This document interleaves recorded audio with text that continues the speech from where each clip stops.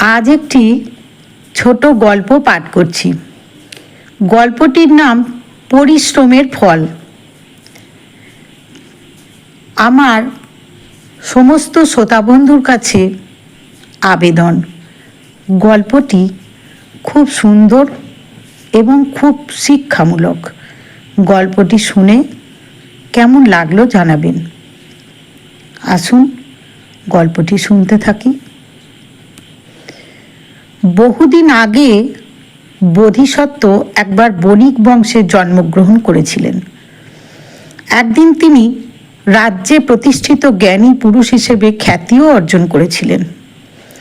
জ্যোতিষশাস্ত্রেও তার নাম যশ বাড়তে থাকে।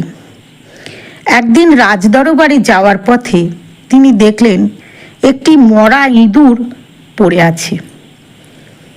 সেই সময় নক্ষত্র বিচার করে তিনি জানতে পারলেন, যদি কোনো উচ্চবংশের সৎ ছেলে এই মরা ইঁদুরটিকে সঙ্গে করে নিয়ে যায়, তবে সে একদিন নিজের চেষ্টায় অত্যন্ত ধনশালী হয়ে উঠবে। বেশ কিছুটা পথ গিয়ে বোধিসত্ত্ব একটি সৎ কর্মঠ গরিব যুবককে দেখতে পেলেন। বোধিসত্ত্বের মন কেঁদে উঠল। তিনি যুবককে কাছে ডাকলেন, বললেন, এই মরা ইঁদুরটি যদি তুমি নিয়ে যাও, তাহলে তুমি একদিন বিরাট ধনী হতে পারবে। বোধিসত্ত্বের কথা মতো যুবক মরা ইঁদুরটিকে তুলে নিয়ে আবার হাঁটতে শুরু করলো। পথে হঠাৎ এক দোকানদার তার সামনে এসে বলে, ওহে যুবক, আমার বিড়ালটার জন্য এই মরা ইঁদুরটিকে 1 পয়সার বিনিময়ে দেবে? যুবকটি তখনই রাজি হয়ে 1 পয়সার বিনিময়ে মৃত ইঁদুরটিকে দোকানদারের কাছে বিক্রি করে দিয়ে আবার পথ হাঁটতে লাগলো। একসময় যুবক 1 পয়সা দিয়ে বেশ কিছু গুড় কিনে আর 1 বালতি জল নিয়ে জঙ্গলের ধারে বসে পড়ল। ওই জঙ্গলের পথ দিয়ে 40-50 জন মালি ফুল নিয়ে ফিরছিল। তেষ্টায় তাদের ছাতি ফেটে যাচ্ছিল। পথে যুবকটিকে জল নিয়ে বসে থাকতে দেখে তারা সবাই তার কাছে জল খেতে চাইল। যুবক খুশি হয়ে তাদের জল আর গুড় পরিবেশন করল। চলে যাওয়ার সময় মালিরা প্রত্যেকে 1 মুঠো করে ফুল যুবককে খুশি হয়ে উপহার দিয়ে গেল। পরদিন একই সময়ে আবার সেই জল আর গুড় নিয়ে বনের ধারে মালিদের অপেক্ষায় বসে রইল। মালিরা ফুল তুলে বাড়ি ফেরবার পথে আবার যুবকের কাছ থেকে জল আর গুড় খেয়ে খুশি হয়ে এবার তারা অনেকগুলো ফুলের চারা গাছ তাকে উপহার দিয়ে গেল। যুবক সেগুলো বাজারে বিক্রি করে ব্যবসা করার মতো কিছু টাকা মূলধন করল। এরই মধ্যে একদিন ভীষণ ঝড় হলো। রাজার সাজানো গোছানো বাগানের প্রায় সব গাছই মাটিতে ভেঙে পড়ে গেল। আকাশ পরিষ্কার হলে মালি ভাবতে বসল, কি করে সে বাগান পরিষ্কার করবে। ওই পথ দিয়ে যুবকটি আসছিল। সে মালির সমস্যার কথা শুনে তাকে বলল, আমি বাগানের সব গাছ সাফ করে দেব, তবে আমার একটা শর্ত আছে। মালির তো খুব আনন্দ গোপন করে মালি যুবককে বলল, কি শর্ত? আমি সব গাছগুলো সাফ করে নিয়ে যাব, কিন্তু তার বিনিময়ে কোনো টাকা পয়সা দিতে পারবো না। মালি মনে মনে ভাবল, এ আবার কি রকম শর্ত? কষ্ট করে বাগান সাফ করবে, তার বিনিময়ে কোনো পয়সাও নেবে না? মালি তখন বলল, না না, তোমাকে কোনো পয়সা দিতে হবে না, তুমি শুধু সাফ করে নিয়ে চলে যাও। যুবক গুড়ের লোভ দেখিয়ে একদল ছেলেকে জোগাড় করলো। তারপর সবাই মিলে বাগান সাফ করে ডালপালাগুলো পথের একধারে জমা করে রাখলো। এদিকে আবার রাজ্যের কুমোরদের কাঠখড় ফুরিয়ে গেছিল, ফলে তারা যুবকের কাছ থেকে সব কাঠখড় কিনতে চাইল। যুবক বেশ কিছু টাকার বিনিময়ে কুমোরদের কাঠখড় বিক্রি করে দিল।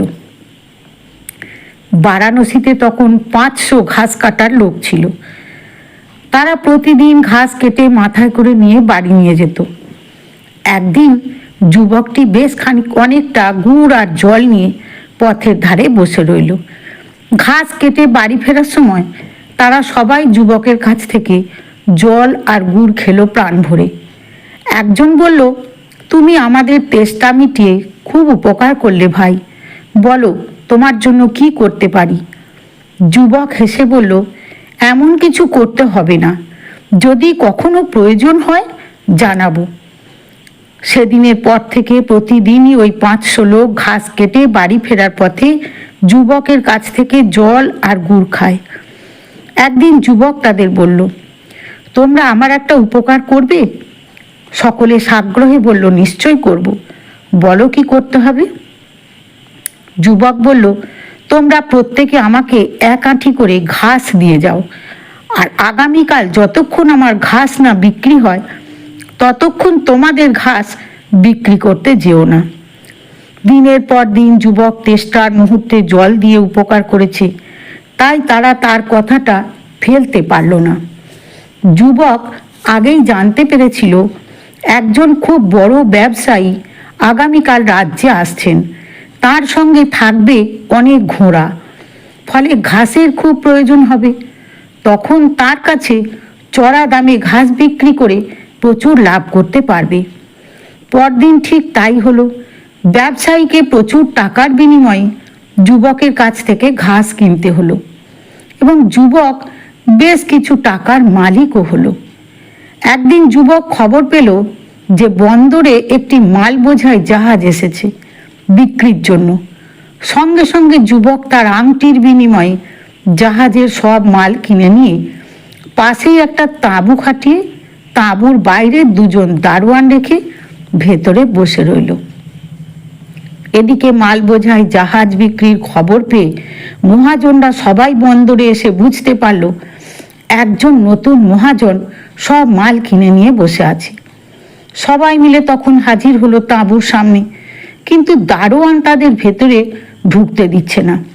দারোয়ান বলল, প্রত্যেককে অগ্রিম 1000 টাকা জমা দিতে হবে, তবেই মালিকের সঙ্গে দেখা করতে পারবে। ফলে মহাজনরা আর কি করে, সবাই 1000 করে টাকা জমা দিয়ে যুবকের সঙ্গে দেখা করে অল্প কিছু মাল নিয়ে ঘরে ফিরে যায়। যুবক একদিনে প্রচুর টাকার মালিক হয়ে গেল। নিঃস্ব যুবক ধনবান হয়েও কিন্তু অতীতের কথা ভোলেনি। আজ এত ধনী হওয়ার কারণ সেই মহান পুরুষ বোধিসত্ত্বের অবদান। একদিন সে বোধিসত্ত্বের বাড়িতে এসে বোধিসত্ত্বের চরণের সামনে বেশ কিছু টাকা রেখে প্রণাম করে উঠে দাঁড়ায়। বোধিসত্ত্ব এত টাকা দেখে যুবককে প্রশ্ন করেন, এত টাকা তুমি কোথায় পেলে? যুবক তখন প্রথম দিনের পর থেকে সব ঘটনা বোধিসত্ত্বকে বলল। সব শুনে বোধিসত্ত্ব অত্যন্ত খুশি হলেন। মনে মনে ভাবলেন, সততা আর কঠোর পরিশ্রমের উপযুক্ত ফল পেয়েছে এই যুবক। ঐশ্বর্যের অহংকারে যুবকটি যেন খারাপ হয়ে না যায়, তার জন্য বোধিসত্ত্ব তাঁর একমাত্র কন্যার সঙ্গে যুবকটির বিয়ে দিয়ে তার সঙ্গে মধুর সম্পর্ক গড়ে তুললেন।